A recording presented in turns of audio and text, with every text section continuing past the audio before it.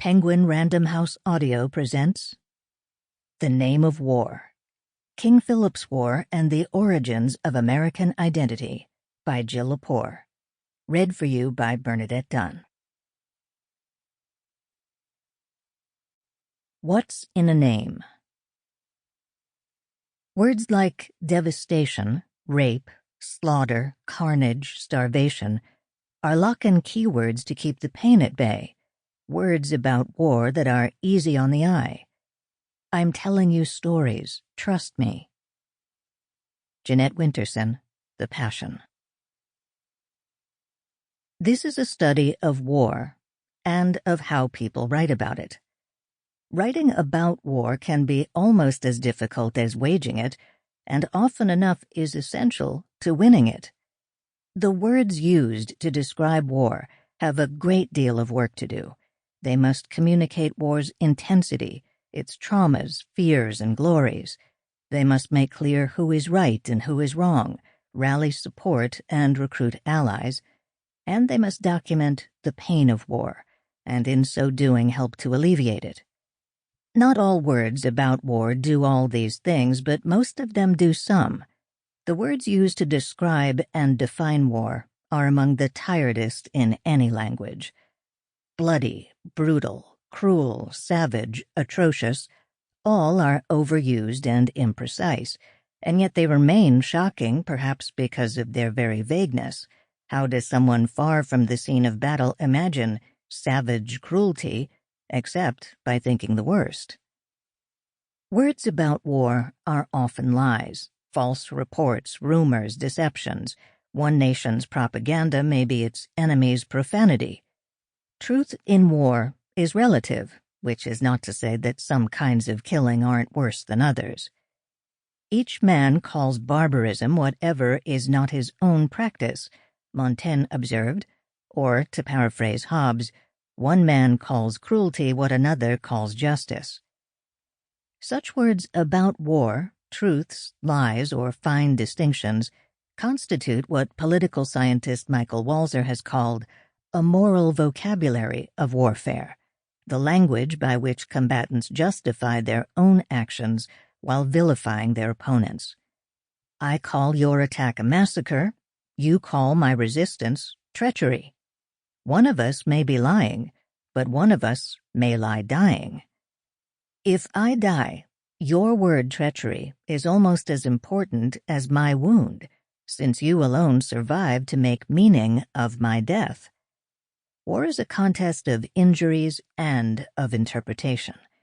As the literary critic Elaine Scarry has argued, war differs from all other contests in that its outcome carries the power of its own enforcement.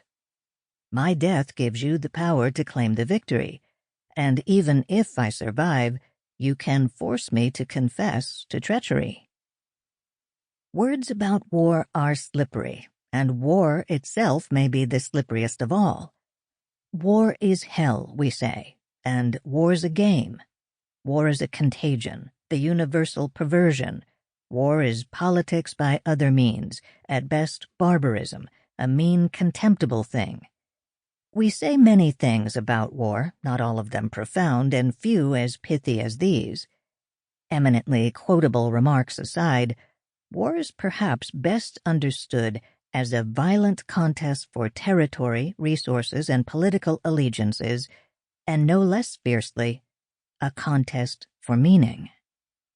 At first, the pain and violence of war are so extraordinary that language fails us. We cannot name our suffering, and without words to describe it, reality itself becomes confused, even unreal. But we do not remain at a loss for words for long. Out of the chaos, we soon make new meanings of our world, finding words to make reality real again, usually words like atrocity and betrayal. War twice cultivates language. It requires justification. It demands description. To say that war cultivates language is not to ignore what else war does. War kills. Indeed, it is the central claim of this book that wounds and words, the injuries and their interpretation, cannot be separated, that acts of war generate acts of narration, and that both types of acts are often joined in a common purpose, defining the geographical, political, cultural, and sometimes racial and national boundaries between peoples. If you kill me and call my resistance treachery, you have succeeded not only in killing me, and in so doing ensuring that I will not be able to call your attack a massacre, but you have also succeeded in calling me and my kind a treacherous people. In attacking me, you have kept me out of your territory. In calling my resistance treachery, you make clear that I was not worthy to be your neighbor.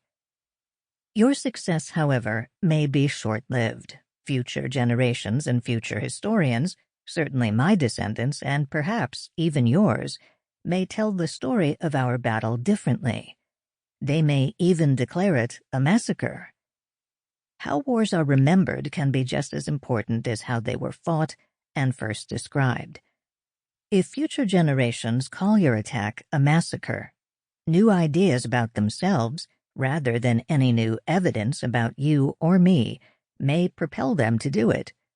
Waging, writing, and remembering a war all shape its legacy, all draw boundaries.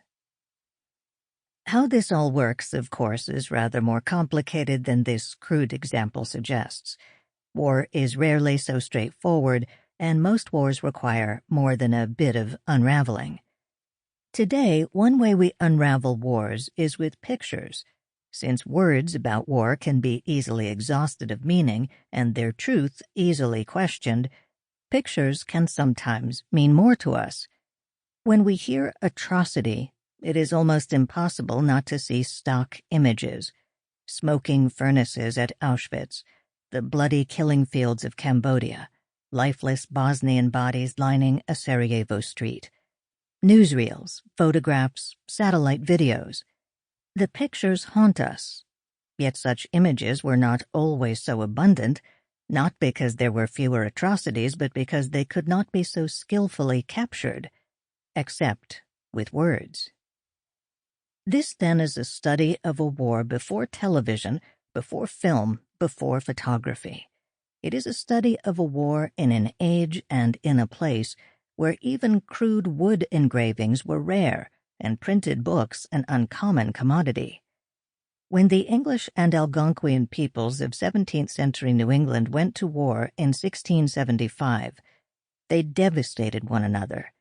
In proportion to population, their short, vicious war inflicted greater casualties than any other war in American history. Yet just a single image of the fighting survives: half a dozen tiny, crouching figures shooting at one another along the creases of John Sellers' map of New England, printed in an English atlas in 1675. It tells us precious little. The fighting shown on Sellers' map began in June 1675, when 3 men were hanged by the neck not far from Plymouth Rock. They had been convicted of murdering a man named John Sassamon, who weeks before his death had warned the governor of Plymouth Colony that Philip, a Wampanoag Indian leader, was planning to wage war against the English settlers. The 3 convicted men, all Wampanoags loyal to Philip, were suspected of killing Sassamon, a Christian Indian minister, as punishment for his betrayal. On the gallows, 2 died the slow, jerky death of strangulation. The 3rd was saved when his rope frayed as he dangled and finally dropped him to the ground. But 2 deaths were more than enough to start a war. Whatever his original intentions, Philip began attacking English towns on June 24th, just days after his men were hanged. Over the next 14 months, one English town after another was laid waste. In July, Middleborough, Dartmouth, Plymouth, and Mendon were attacked, Brookfield in August, Springfield, Hatfield, and Northampton in October.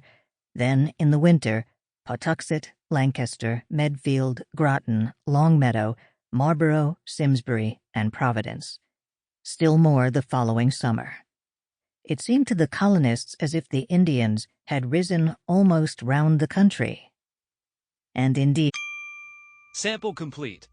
Ready to continue?